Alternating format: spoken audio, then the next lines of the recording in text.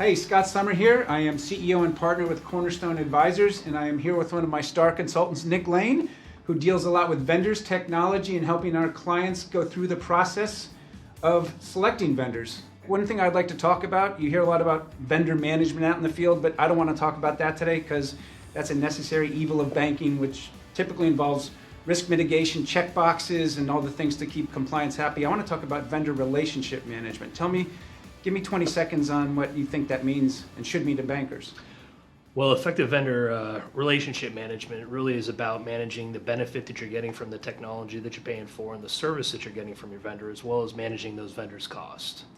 So a lot of our, being in the consulting business now for almost 20 years at Cornerstone, you hear a lot of our clients, our banking and credit union clients, complaining about their vendors, complaining about their technology, and griping quite a bit, which is an easy path to take. What do you think is the root of that issue? Yeah, the pace of change in technology has been pretty fast. However, a lot of the pain points that banks and credit unions are facing with their vendors, while abound, aren't necessarily unique. I mean, they all come down to issues like integration, reporting, ease of use, service delivery, but they're pretty similar issues a lot of these institutions are facing. And so their frustrations are kind of boiling over as they're starting to reevaluate whether that vendor and the solution are the right fit for them going into the future for their next stage of growth. Adding to that, their board is often asking them, are you doing the due diligence? Do we have the right technology in place? And, banks or credit unions are starting to think about it and say, well, I don't know if I necessarily have the resources or the capacity to go through a conversion, but I still don't know if this is the right fit for me going forward. So should a bank necessarily go out and look at alternatives, or should they also, look introspectively at how they're managing the relationship with the vendor? I mean, it's a two-way street, isn't it? It really is. And at the end of the day, the grass isn't always greener on the other side. Right. You may go through a conversion to solve one problem that you have today, but it might open up a new problem that you don't have today. But as you said, really an effective vendor relationship is a two-way street with the vendor.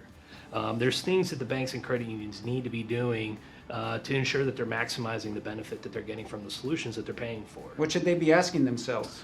Well, number one, how are they gauging feedback from users of the solutions? Do they have some type of program in place where they're surveying end users, trying to get tactical data that they can go back to their vendor on?